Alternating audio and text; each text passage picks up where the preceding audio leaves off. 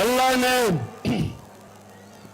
मेरी कौम को शऊर दे दिया है, बेदार कर दिया है।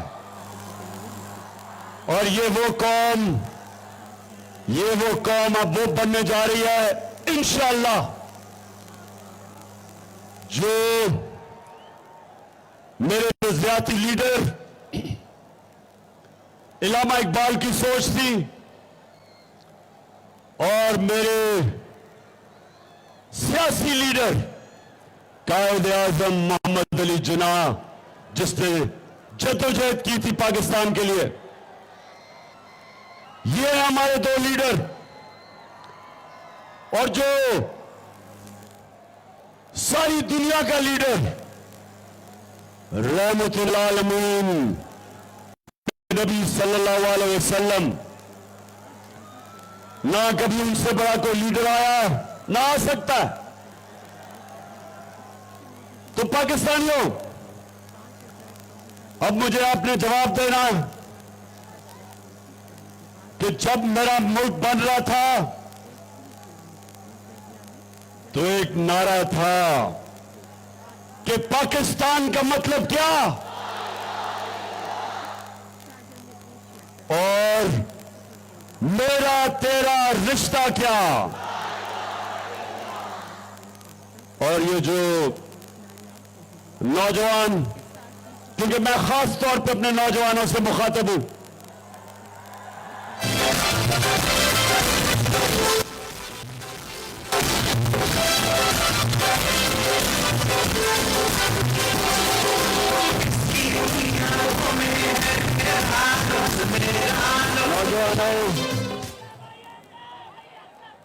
आगे एक मिनट, आगे आपने शोर नहीं करना।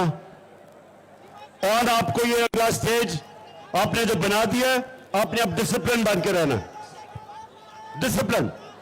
अच्छा जी, ला इलाहा इल्लल्लाह, इसका नौजवानों आपने इसका मतलब समझना है। ला इलाहा इल्लल्लाह एक इंसान को गैरत देता है। जो इंसान जिसके दिल में ला इलाहा इल्लल्लाह आ जाता है, वो कभी किसी के सामने नहीं झुकता, कभी किसी के सामने हाथ नहीं फैलाता, क्योंकि उसकी उम्मीद अल्लाह से है कि अल्लाह तेरी इबादत करता हूं, तेरे से मदद मांगता हूं। वो इंसान को, एक छोटे इंसान को एक बड़ा इंसान बना देता है। वो एक कौम, मेरे पाकिस्तानियों, मदीना में जो मेरे नबी सल्लल्लाहु अलैहि वसल्लम ने जो एक कौम बनाई थी, वो ला इलाहा इल्लल्लाह पे बनी थी। और उसने उन लोगों को जिनकी कोई हैसियत ही नहीं थी, उस ला इलाहा इल्लल्लाह ने उनको दुनिया की इमामत करवाई। तो वक्त की सुपर पावर्स उनके सामने घुटने टेक गई। कई सौ साल तक उन्होंने दुनिया की इमामत की ला इलाहा इल्लल्लाह पे। ला इलाहा इल्लल्लाह का मतलब कि मैं अल्लाह कोई ऐसी चीज नहीं करूंगा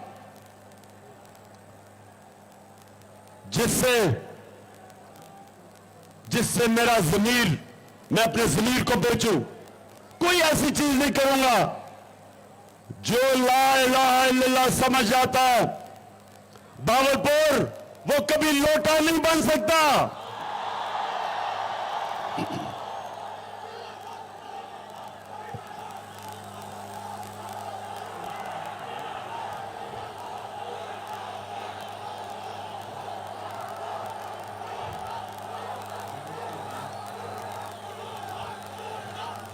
और बावलपुर यहां तो एक बहुत बड़ा मूंछों वाला लोटा है।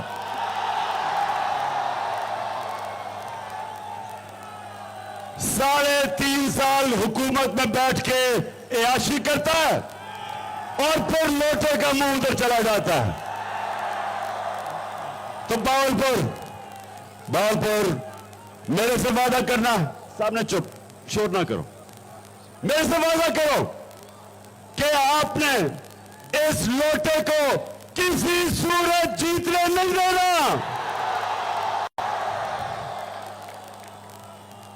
इंशाअल्लाह जो मेरी जागी हुई कौम मुझे नजर आ रही है, लोटों के दिन खत्म हो गए, जमीन फरोशों के दिन पुराने पाकिस्तान में रह गए। हमारा पाकिस्तान वो बनने जा रहा है जो मेरे सियासी लीडर कायद-ए-आज़म मोहम्मद अली जिन्ना एक गुलाम हिंदुस्तान में एक आजाद लीडर कायद-ए-आज़म, उसके मुखालफीन भी उसे कहते थे कि सादिक और अमीन है, सच्चा इंसान है।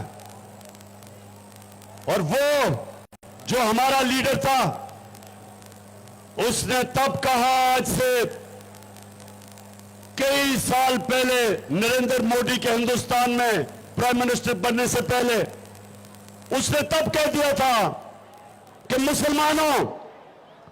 मुसलमानों देख के रहो कि कहीं अंग्रेज की गुलामी के बाद आप हिंदू की गुलामी ना करें, इसलिए पाकिस्तान बनना जरूरी है। और आज हिंदुस्तान के अंदर मुसलमानों का हाल देखो, किस तरह की वो बेचारे गुलामी कर रहे हैं। मेरे कायद ने पहले ही मुसलमानों को बता दिया था कि इसलिए पाकिस्तान जरूरी है कि सिर्फ एक आजाद कौम, एक आजाद इंसान, एक आजाद कौम, उसी की परवाज ऊपर होती है। और ला इलाहा इल्लल्लाह वो ही कौम जो आजाद होती है, क्योंकि वो जंजीरें तोड़ देते हैं आप जब आप अल्लाह से दावा करते हैं कि मौला तेरे अलावा किसी के सामने मैं नहीं झुकूंगा। तो मुझे जरा मेरे बावलपुर के बाशऊर, बेदार, बाशऊर, गैरतमंद पाकिस्तानियों, आपने मेरे से वादा करना कि ये जो अब पाकिस्तान बनने जा रहा है, आपने मेरे से वादा करना है कि आपने कभी सिवाय अल्लाह के किसी के सामने नहीं झुकना। कितने पैसे? आपने कभी इस तरह के लीडर के साथ नहीं जाना जो ये कहे, दिखाओ जरा,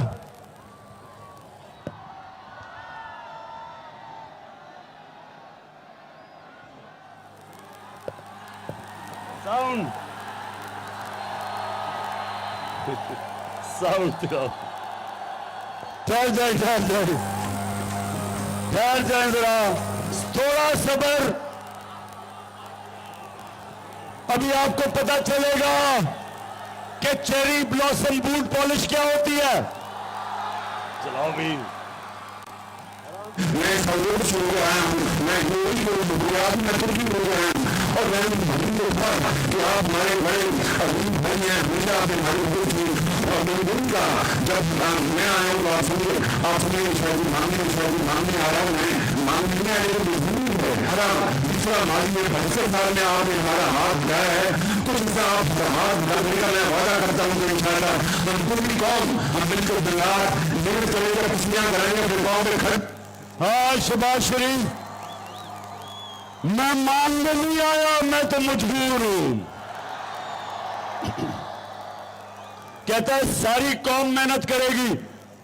शबाज शरीफ, सारी कौम तो मेहनत कर रही है, तुम चोरी करके पैसा बाहर ले जाते हो। मरियम, अच्छा अब मैं बताऊं कि ये खानदान क्या कर रहा है हमारे से। तैयार हो जाओ ख्वातीन, जरा आप भी गौर से ये देखें, नौजवान ये देखें कि ये 30 साल से इस मुल्क का पैसा चोरी करके बाहर लेके जा रहे हैं। 30 साल से। एक ये शरीफ खानदान और दूसरा जरदारी खानदान, ये जो आज दोनों इकट्ठे हो गए हैं, ये दोनों 30 साल से पैसा चोरी कर रहे हैं। तो आप जरा सुने, मैं चाहता हूं जरा गौर से ये अब आप देखें कि 2012 में मैं जब इनसे पूछ रहा था कि तुम्हारे लंदन में अरबों रुपए के, मेफेयर के अंदर अरबों रुपए के अपार्टमेंट्स हैं, तो तब ये क्या कह रहे थे, चलाएं आप ये इनकम नहीं का कोई प्रॉब्लम खा दे सकते, क्योंकि आपके मेफेयर के अंदर वो आपकी 4 अपार्टमेंट्स में उनकी 1 अरब से ज्यादा, 1 अरब रुपए से ज्यादा उनकी कीमत है। अब 4.5 अरब तक पहुंच गई है उनकी कीमत। आपने अपनी लोग टैक्स भी टोटल आमदनी बताई 94 में, मुझे 1 लाख रुपए मिलेंगे, बताइए कि आपने अरबों रुपए की मेफेयर में प्रॉपर्टी खरीदी। अब ये सुन लिया।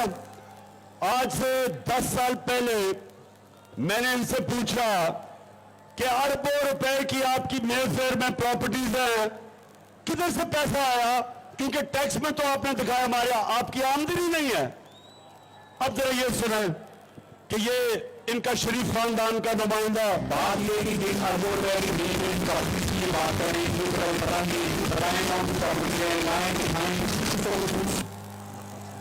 क्या कह रहा है ये? किधर है वो प्रॉपर्टीज? लाएं, दिखाएं, बताएं। सुन लिया आपने? सुन लिया? नहीं सुन लिया ना? कहता किधर है ये प्रॉपर्टीज? अच्छा, अब आप उस खातून को सुने जिसको बड़ा मुश्किल सच बोलना उसके लिए बड़ा मुश्किल काम है। कि इस तरह मुझे लगा कि आप लोगों को बेवकूफ नहीं बना सकते। मेरी सेंट्रल मैडम ने प्रॉपर्टी पर रूल की बातें नहीं, पाकिस्तान में भी कोई प्रॉपर्टी नहीं है, मैं अपने वालिद के पास है। और मुझे समझ नहीं आई कि मेरी और मेरी वालदा की और बहन भाइयों की प्रॉपर्टी भी कहाँ से निकाल के ले आए हैं। मेरे नाम पाकिस्तान में कोई प्रॉपर्टी नहीं है, ये तो इंडियन की बात है। अच्छा, सदके जाऊं, एहसास प्रोग्राम में डाल देता हूं मरियम को, बेचारी के पास कोई प्रॉपर्टी नहीं है, बेचारी 2 वक्त तक खाना नहीं खा सकती, लेकिन अल्लाह अल्लाह का सच का खुदा है। अब ये 10 साल पहले थी, इनको ये नहीं पता था कि अल्लाह का काम यह है कि सच सामने ले आता है तो एक इंटरनेशनल इंकशाफ हो जाता है। पैनामा पेपर्स के नाम पे दुनिया में बड़े बड़े सियासतदानों का इंकशाफ हो जाता है, उनकी प्रॉपर्टीज पकड़ी जाती है। जरा ये आप बताओ।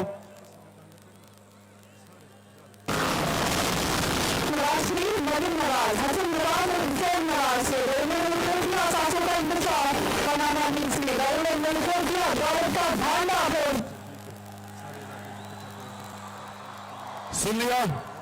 अच्छा, अब जब ये इंकशाफ हो जाता है तो मरियम के माशाल्लाह सेहतमंद भाई क्या कहते हैं, जरा सुने।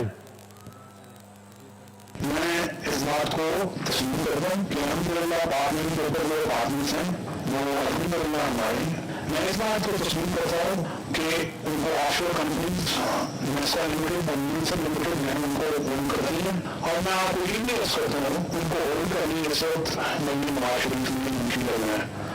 ठीक है, अच्छा जी, सुन लिया कि ये चुप कर, सुन लिया आपने? सुन लिया कि अल्हम्दुलिल्लाह प्रॉपर्टीज हमारी हैं, जो पहले कह रहे थे हमारी नहीं है। मरियम बेचारी तो कह रही मैं तो पाकिस्तान छोड़ा, दुनिया में मेरे पास कुछ नहीं है। अब पता चला कि अरबों रुपए के, करोड़ों नहीं, अरबों रुपए के लंदन के सबसे महंगे इलाके में 4 बड़े बड़े महलात वो जनाब मरियम नवाज के थे। अब मरियम के पास तो पैसा नहीं है, मरियम के पास तो पैसा नहीं, उसकी तो कोई आमदनी नहीं, तो ये पैसा किधर से आया? बावलपुर।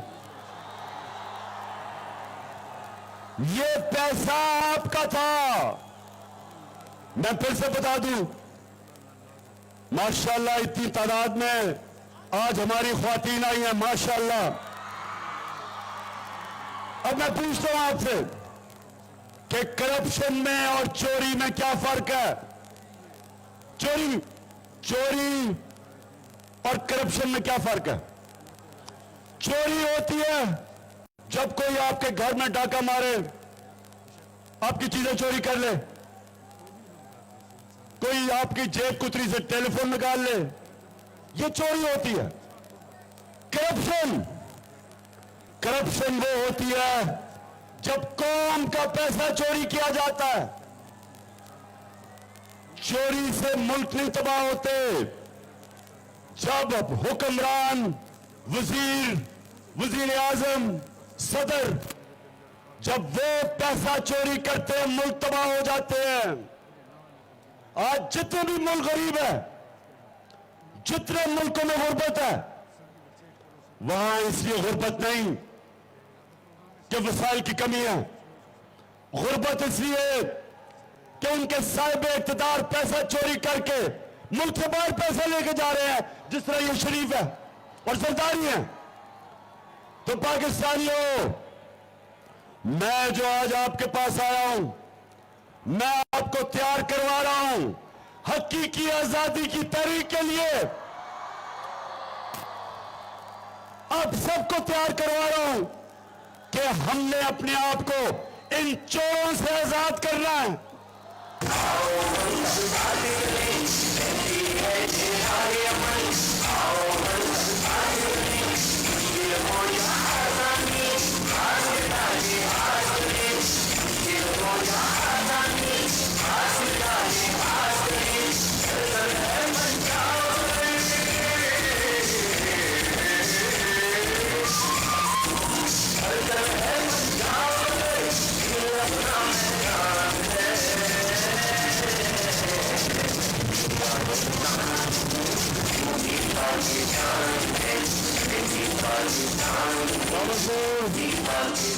बावलपुर दो तरह एक मुल्क में तब्दीली आती है। एक और तब्दीली का मतलब यह कि साहिब इक़्तिदार, रूलिंग एलीट जो मुल्क के ऊपर कब्जा करके बैठी होती है, उसको हटाते दो तरह हैं। या इमाम खुमैनी जैसा खूनी इनकलाब आता है, और या बैलेट के जरिए, इलेक्शन के जरिए एक कौम अपने साहिब इक़्तिदार जो पंजे गाड़ के बैठे होते हैं, उनको उठा के बाहर फेंकती है। तो हमारे सामने दो रास्ते हैं, और मैं आज पीडीएम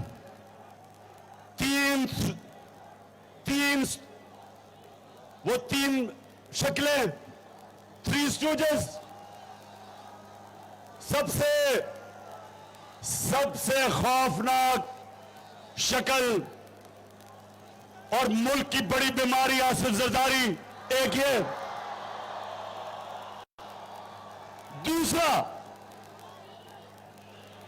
दूसरा आपने देख ही लिया चेरी ब्लॉसम शहबाज शरीफ को,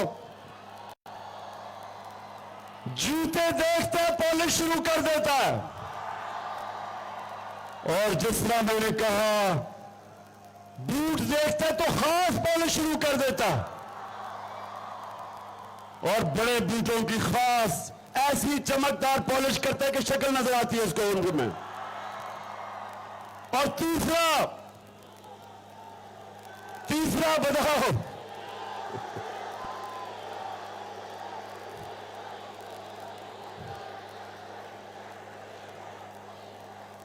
डीजल का काम क्या है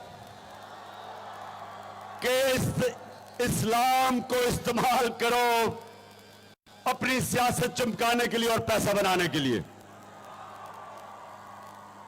नाम लो अल्लाह का और डीजल के परमिट में अपने जमीर को बेच दो।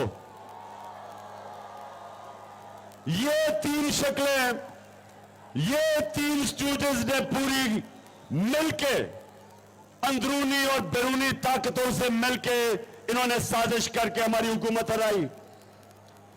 तो पाकिस्तानियों, तब बावलपुर के बाशऊर लोगों सुनो, जब इन्होंने हमारी हुकूमत गिराई तो पाकिस्तान 17 साल के बाद सबसे बेहतरीन हमारी मायशत तरक्की कर रही थी। 5.6% तीसरे साल और 6% चौथे साल। ये 17 साल के बाद, एक मिनट, ये कौम हमारी मायशत तरक्की कर रही थी कोरोना के बावजूद जो दुनिया में इतना बड़ा बुहान आया था। हमारी किसान, आप किसानों से पूछे, जो हमारे पिछले 2 साल किसानों को जो पैसा मिला, शायद ही पाकिस्तान की तारीख में इतना ज्यादा पैसा किसानों के पास गया हो। हमारा जो टैक्स इकट्ठा कर रहे थे, पाकिस्तान की तारीख में रिकॉर्ड टैक्स इकट्ठा किया, जिसकी वजह से मैंने पेट्रोल की और फजल रहमान की कीमत नीचे रखी। हमारे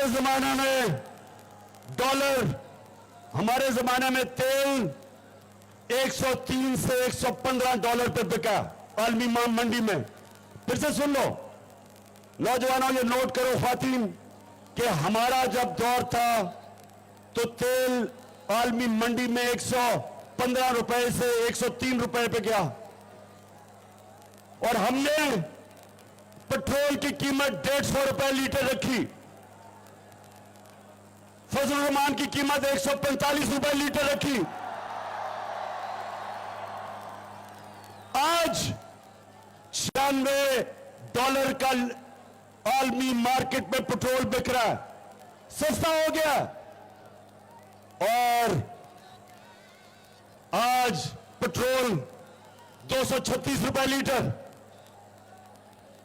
डीजल उससे भी महंगा। तो सवाल यह है कि जब हमने अपने लोगों को महंगाई से बचाया, क्योंकि हमने टैक्स ज्यादा इकट्ठा किया, हमने उससे लोगों के ऊपर कम बोझ डाला, महंगाई कम रखी। इन्होंने बार बार कहा कि जी बहुत महंगाई बढ़ गई।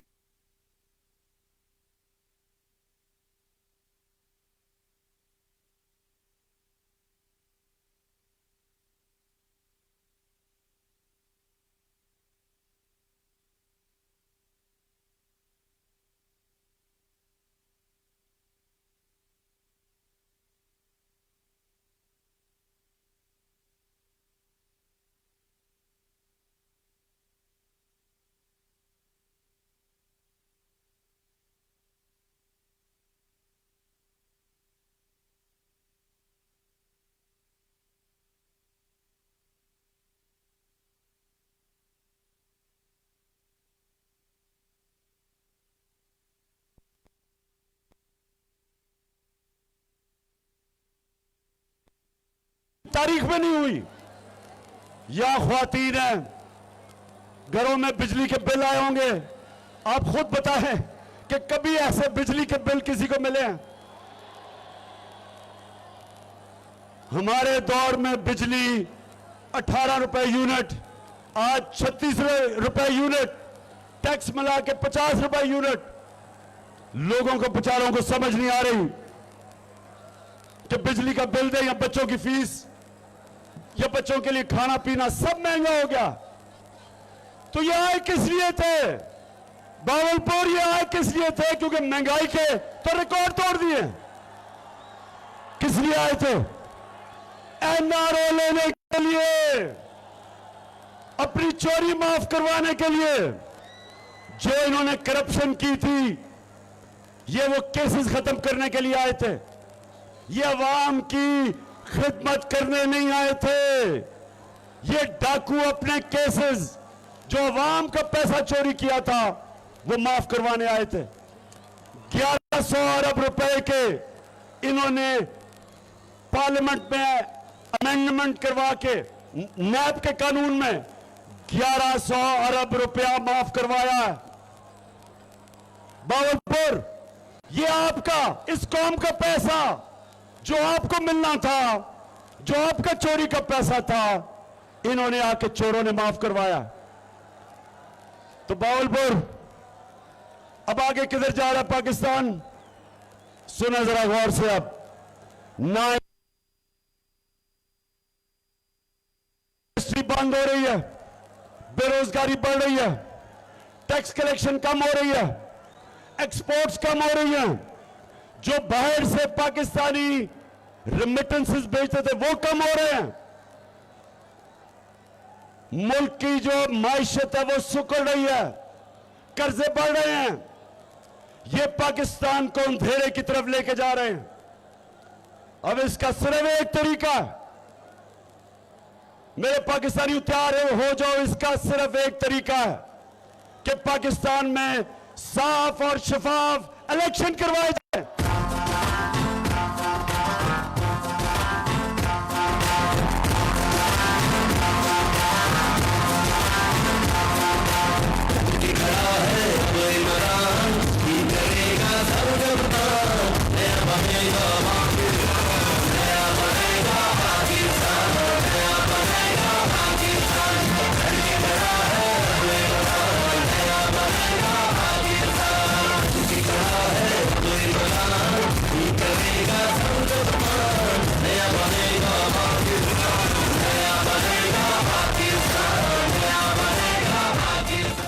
तो बावलपुर मैं अपनी कौम के सामने अब रोड मैप देता हूं कि हमने कैसे अपने मुल्क को जिस हिसाब में, जिस अंधेरे में, जिस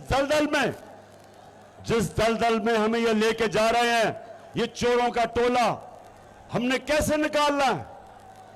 सबसे पहले जिस तरह मैंने कहा साफ और शफाफ इलेक्शन, 5 साल के लिए अगर हुकूमत आएगी उससे सियासी इस्तेकाम होगा, पॉलिटिकल स्टेबिलिटी होगी।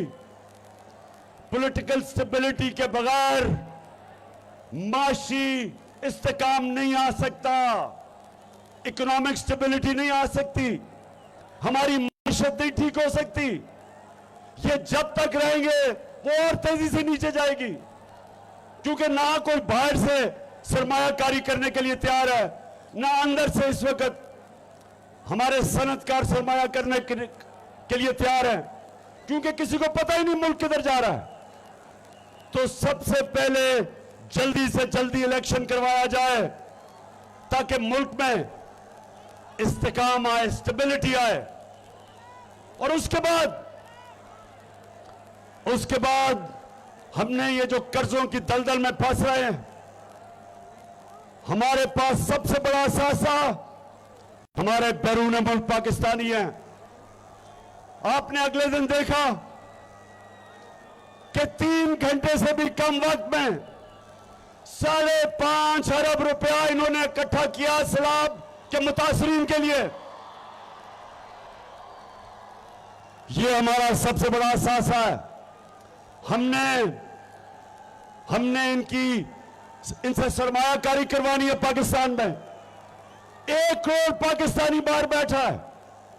अगर 5 लाख पाकिस्तानियों ने भी, बैरून मुल्क पाकिस्तानियों ने भी पाकिस्तान में सरमायाकारी कर दी, हमें कोई IMF की जरूरत नहीं पड़ेगी, हमें कोई किसी के सामने हाथ फैलाने की जरूरत नहीं पड़ेगी। और इंशाअल्लाह ये मैं आप सबके सामने दावा करता हूं कि मैं पूरा प्लान बना रहा हूं कि अपने बैरून मुल्क पाकिस्तानियों को किस तरह उनको पाकिस्तान में सरमायाकारी करवाएं। कैसे हम अपने बैरून मुल्क पाकिस्तानियों को कहें कि पाकिस्तान में इन्वेस्ट करें बजाय दुबई में, बजाय और किसी मुल्क में। लेकिन उसके लिए हमें एक काम करना पड़ेगा। हमने पाकिस्तान के अंदर कानून की हुक्मरानी कायम करनी पड़ेगी, रूल ऑफ लॉ कायम करना पड़ेगा, इंसाफ का निजाम ठीक करना पड़ेगा।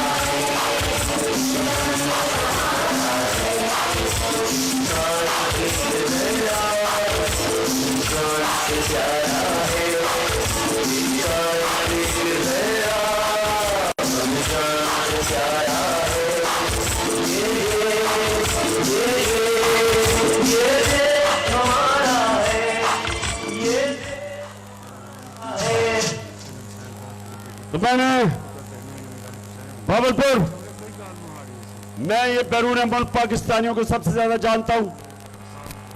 ये तब पाकिस्तान में अपना पैसा लेके आएंगे जब इनको पाकिस्तान के इंसाफ के निजाम के ऊपर इत्मीनान होगा। तो हमारी जंग सबसे पहले इस मुल्क को इस दलदल से निकालने के लिए हमें इस मुल्क में इंसाफ कायम करना पड़ेगा। और इंसाफ तब कायम होगा जब ये बड़े बड़े डाकुओं को कानून के नीचे लेके आएंगे। जब ये जो कहते हैं कि मेरी लंदन तो छोड़ो, पाकिस्तान में भी प्रॉपर्टी नहीं है, इन लोगों ने जो पैसा लूटा है मुल्क से, जब तक इनका एहतसाब नहीं होगा, जब तक ताकतवर के लिए एक कानून, ताकतवर डाके मारे तो एनआरओ, और छोटा चोर जब तक जेल में जाएगा और बड़े डाकू को हमारा इंसाफ का निजाम नहीं पकड़ेगा, या कानून की हुक्मरानी नहीं होगी बल्कि ताकत की हुक्मरानी होगी। और ताकत की हुक्मरानी जंगल में होती है, जंगल का कानून है।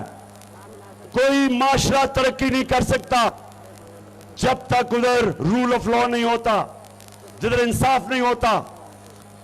उठा के देखें दुनिया के मुल्क, जिस मुल्क में इंसाफ का निजाम बेहतर है वहां खुशहाली ज्यादा है। स्विट्जरलैंड एक छोटा सा मुल्क है। हमारा जो नॉर्दर्न एरियाज, गिलगित बल्तिस्तान, वो दुगना साइज है स्विट्जरलैंड का और ज्यादा खूबसूरत है। लेकिन छोटा सा स्विट्जरलैंड दुनिया का खुशहाल तरीन मुल्क है, क्योंकि दुनिया में सबसे ज्यादा इंसाफ यानी कि कानून की हुक्मरानी स्विट्जरलैंड में है। कोई ताकत से ताकतवर इंसान कानून के नीचे है। जब इंसाफ होता है खुशहाली आती है। तो सबसे ज्यादा जंग मेरे पाकिस्तानियों, मेरे बहावलपुर के बाशऊर शहरियों, हमारी सबसे बड़ी जंग इस मुल्क में इंसाफ कायम करने के लिए, ये बड़े बड़े जो मगरमच्छ हैं इनको कानून के नीचे लाने के लिए, रूल ऑफ लॉ कायम करने के लिए। तो बहावलपुर तैयार हो आप मेरे साथ?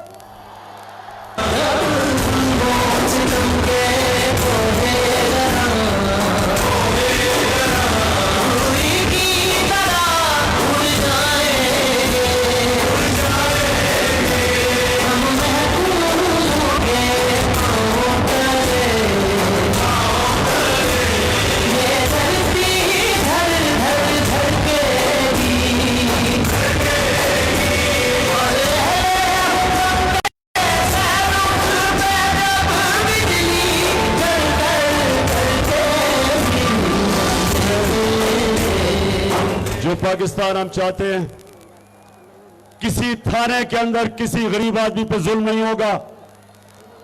कोई शहबाज गिल जैसे लोगों को और जमील फारूकी जैसे सहाफियों पे किसी किस्म का जुल्म नहीं होगा, जो पाकिस्तान हम देखना चाहते हैं। और कोई ताकतवर एनआरओ नहीं ले सकेगा। कानून सबके लिए एक होगा। और हम वो पाकिस्तान चाहते हैं कि कोई इदारा कानून नहीं तोड़ सकेगा। सारे इदारे जो आइन के अंदर, जो दायरे के अंदर रह के काम करेंगे, सारे इदारे कानून की हुक्मरानी मानेंगे। ये जो गलत आदतें पड़ी हुई हैं इस मुल्क में, ताकतवर जो मर्जी चाहे कर दे, कत्ल करे, चोरी करे, रिश्वत ले, जो मर्जी करे, हमारा इंसाफ का निजाम नहीं उनको पकड़ सकता। सिर्फ गरीब लोग जेल में हैं।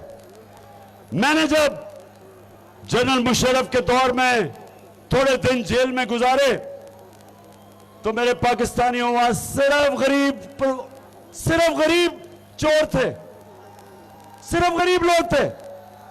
बड़े बड़े डाकू मैं असेंबलियों में देखता था, ईवानों में थे। सिर्फ बेचारा कमजोर जेल में जाता है।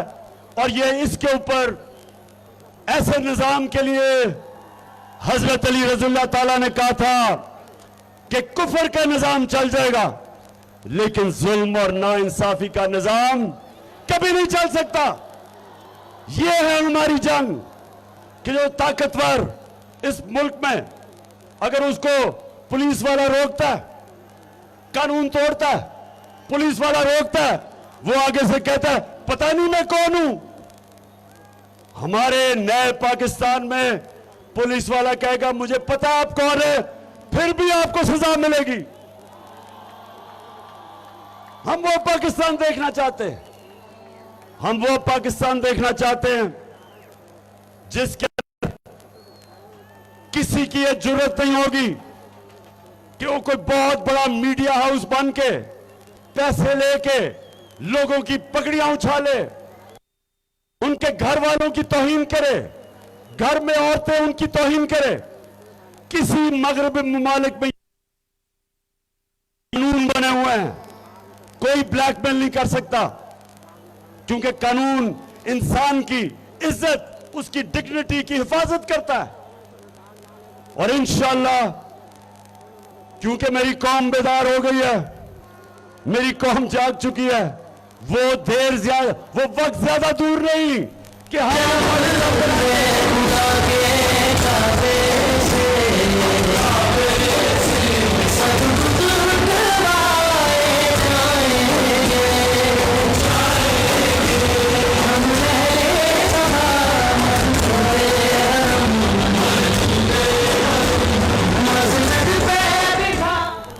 मैं आज इस हुकूमत को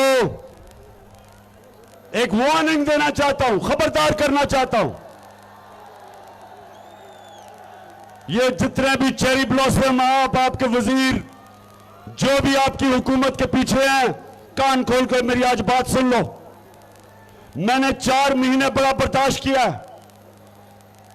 हर किस्म का हमारे ऊपर जुल्म किया गया, मीडिया का ब्लैकआउट किया कि जी इमरान खान को ना दिखाओ, जो सहाफी दिखाता था उसके ऊपर जुल्म, उसके ऊपर केसेस, ARY जो दिखाती थी उसको बंद कर दिया।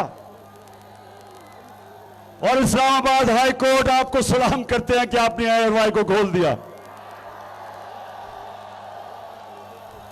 तो मैं हमारे लोगों को 25 में जो इन्होंने तशद्दुद किया, जिस तरह इन्होंने लोगों के चादर और चार दीवारी उसको पैमाल करते हुए घरों में जाके घुस कर रात के 2 बजे, घर की ख्वातीन थी, शर्म नहीं आई इनको, हरासा करने के लिए, खौफ फैलाने के लिए, डराने के लिए।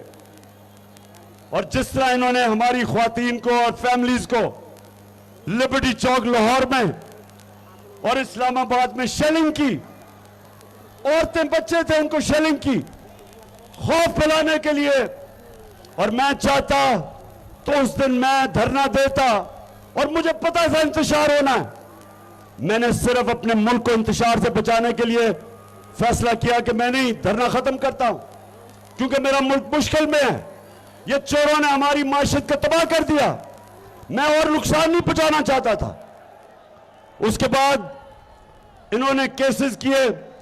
जब 17 जुलाई को इनको बुरी तरह पंजाब के बाय इलेक्शन में फेंटा पड़ा और हमजा कुकड़ी फारिग हुआ, तो इन्होंने और केसेस बना दिए। मेरे ऊपर दहशतगर्दी का केस, मेरे ऊपर दहशतगर्दी का केस। और वो केस क्या है कि मैं कह रहा हूं कि शहबाज गिल पे जिन्होंने भी वो जुल्म होने दिया, उनके ऊपर कानूनी कार्रवाई करूंगा। दहशतगर्द बना दिया, खौफ फैलाने के लिए, डराने के लिए। देखो शहबाज शरीफ, चेरी ब्लॉसम, तुम्हारी गवर्नमेंट सुन लो, जो भी तुम्हारे पीछे सुन लो, ये कौम मुझे 50 साल से जानती है, क्रिकेट के दिनों से मुझे जानती है। एक चीज ये कौम जानती है कि जितना आप मुझे डराने की कोशिश करोगे, जितना तुम मुझे दबाने की कोशिश करोगे, उतना और मैं मुकाबला करूंगा। दिल से तू डट जा, दिल से वो बल्ला घुमा।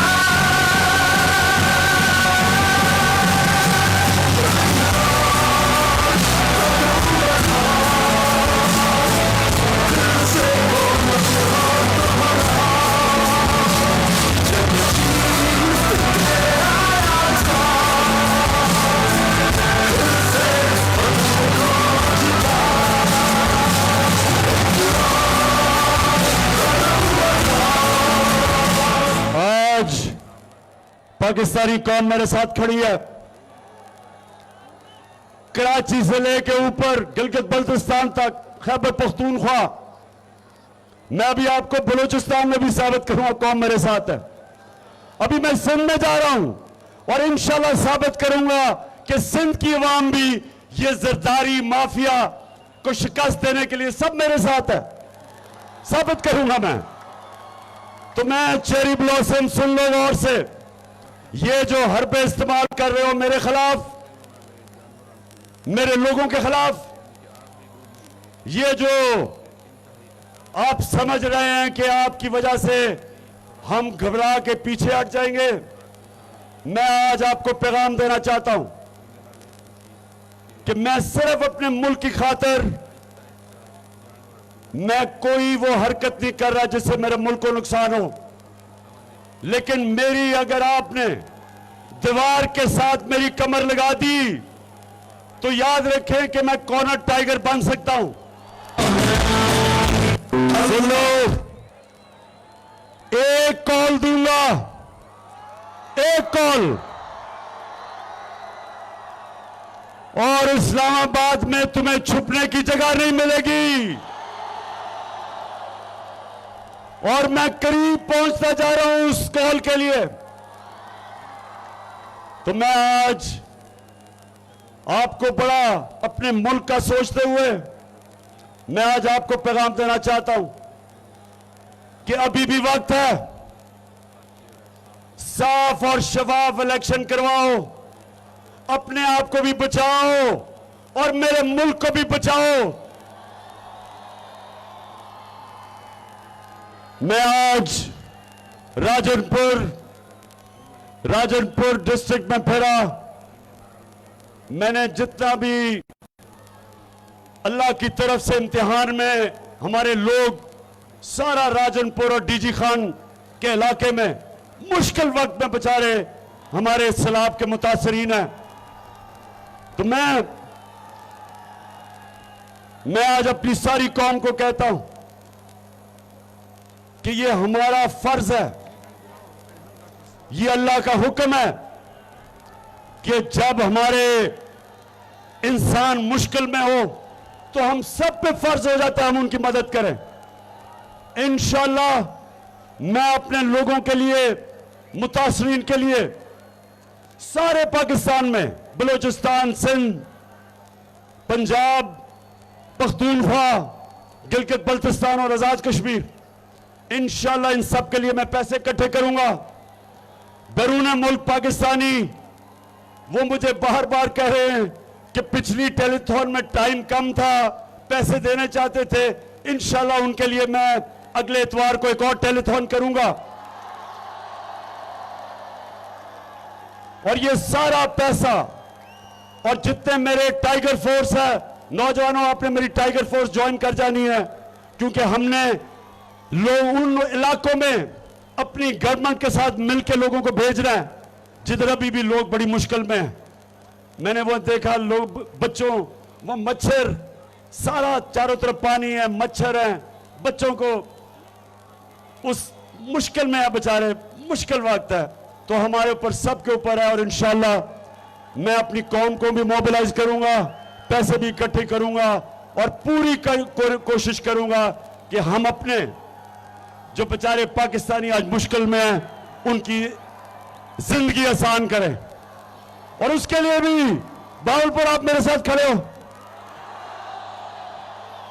वैसे बावलपुर आज मेरा बड़ा दिल खुश हुआ आपका जोश और जज्बा देख के। मैं अपनी आज टीम, बावलपुर की टीम, मेरे डीजी खान की टीम, मेरे एमएनएज, मेरे एमपीज, मेरी तंजीम के लोग, मैं आज आप सबको मुबारक देता हूं इस शानदार जलसे की। और आपके लिए भी मैं आज जाते हुए आप पे भी फर्ज कर रहा हूं, बावलपुर आपके लिए भी फर्ज कर रहा हूं कि आपने लोटे को पूरी तरह शिकस्त देनी है पाकिस्तान से। अल्लाह